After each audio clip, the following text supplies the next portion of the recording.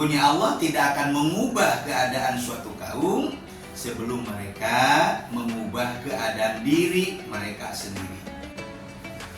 Assalamualaikum warahmatullahi wabarakatuh. Para pemirsa Duet Pencerah Hati, selamat datang di program kami. Hari ini kita akan membahas program yang inspiratif, ialah manfaat hijrah. Mengapa menjadi kita berubah pada hari ini? Karena insya Allah akan bermanfaat buat kita dalam kehidupan. Bersama saya sudah hadir Ustadz Didin Khairuddin yang akan menjadi narasumber kita, yang akan berbagi terkait pengetahuan dan pengalaman tentang hijrah. Unsur dan manfaat apa saja itu dalam hijrah itu, Ustaz? Alhamdulillah. Bismillahirrahmanirrahim. Allahumma sholli ala Muhammad wa ala ali Muhammad. Terima kasih Mas Haji Prapto atas pertanyaannya, di mana hijrah adalah konsep yang sangat penting di dalam Islam. Hijrah yang berarti perubahan, hijrah atau perpindahan dari satu keadaan kepada keadaan yang lebih baik. Dalam Al-Quran, Allah Subhanahu wa Ta'ala berfirman, Innallaha la yughayyiru ma biqaumin hatta yughayyiru ma bi anfusihim. Sesungguhnya Allah tidak akan mengubah keadaan suatu kaum sebelum mereka mengubah keadaan diri mereka sendiri. Al-Quran Surat Ar-Ra'd ayat yang ke-11. Ya, lantas unsur dalam dan manfaat hijrah itu seperti apa, Ustaz? Kemudian kita bicara tentang unsur-unsur dan manfaat daripada hijrah. Ada beberapa yang perlu dipenuhi dalam melakukan hijrah. Apa itu? Yang pertama, niat yang ikhlas. Niat yang ikhlas. Niat yang ikhlas itu niat karena Allah dan Rasulullah Sallallahu Alaihi Wasallam. Dimana ketika baginda Rasulullah Sallallahu Alaihi Wasallam itu berhijrah dari Mekah, ke Madinah, itu ada yang memang karena ingin mengikuti Allah dan Rasulnya, tapi ada juga yang mengikuti karena ingin jualannya laku. Bahkan yang ketiga, kenapa dia ikut hijrah? Karena perempuan yang dicintainya ikut hijrah bersama Rasul. Nah, ini berarti niat itu harus tulus, harus ikhlas, harus karena Allah Subhanahu wa Ta'ala. Bahkan di dalam kitab Arba'in disampaikan innamal a'malu binniyat. Sesungguhnya dihitung suatu amal itu bergantung kepada niat. Yang kedua, kesadaran diri. Kesadaran diri. Kesadaran diri ini adalah tentang memahami tentang kekurangan dan kelemahan diri sendiri. Sejauh ini banyak orang yang tidak paham apa kekurangan saya, apa kelemahan saya. Dia tidak paham, dia tidak tahu tentang itu.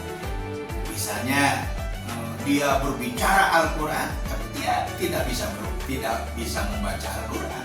Itu kan fatal. Dia lemah, tapi dia bicara, tidak punya kekuatan. Dan yang ketiga, action yang nyata atau tindakan yang nyata, di mana tindakannya itu melakukan perubahan di dalam hidup kita, ya. Perubahan di dalam hidup kita, sehingga dari sinilah muncul manfaat, ya. Manfaat, di mana hijrah banyak manfaatnya, ya. Salah satu di antaranya manfaat hijrah itu adalah meningkatkan iman dan takwa. Meningkatkan iman dan takwa. Iman itu apa? Iman itu adalah tasdiqun bil qalbi wa iqrarun bil lisani wa af'alun bil arkan. Jadi kita bisa nyebut iman itu kalau sudah mampu membenarkannya dengan hati, lalu dikuatkan dengan ucapan lisannya, dan terlihat nampak jelas dengan amal perbuatannya. Lalu orang yang beriman itu akan mampu menghasilkan dorongan ketakwaan, di mana takwa itu adalah amal ibadah. Kata Rasul, takwa itu imtisalu awamirillah, menjalankan perintah-perintah Allah, wajtinabu nawahi, dan menjauhi apa yang dilarang oleh Allah. Ya. Jadi salah satu manfaat daripada hijrah itu kuatnya iman, meningkatnya iman, dan meningkatnya peribadatan kita kepada Allah Subhanahu wa Ta'ala. Yang kedua, apa manfaat yang kedua? Adalah meningkatkan kesadaran diri bahwa hijrah ini dapat meningkatkan kesadaran kita tentang kekurangan dan kelemahan. Maka hijrah ini saatnya untuk bermuhasabah, mengevaluasi diri. Apa pantas kita punya cita-cita surga tapi kelakuannya tidak surgawi, tidak surgawi? Apa pantas kita misalnya ingin dapat pertolongan di alam kubur atau di alam akhirat nanti, sementara baca Quran tidak pernah kita bacakan? Padahal di beberapa keterangan hadis dalam asar para sahabat disampaikan bahwa yang menolong kita, yang menemani kita di dalam syakaratul maut adalah Al-Quran, bacaan Al-Quran. Yang menemani kita di alam kubur, yang sendirian, yang gelap, yang pengap adalah Al-Quran. Dan yang menolong di alam mahsyar di hari kiamat nanti juga adalah Al-Quran. Jadi kalau kita pengen menjadi orang yang ditemani, maka cintailah Al-Quran. Dan yang ketiga, bagaimana meningkatkan kualitas daripada hidup kita. Ya.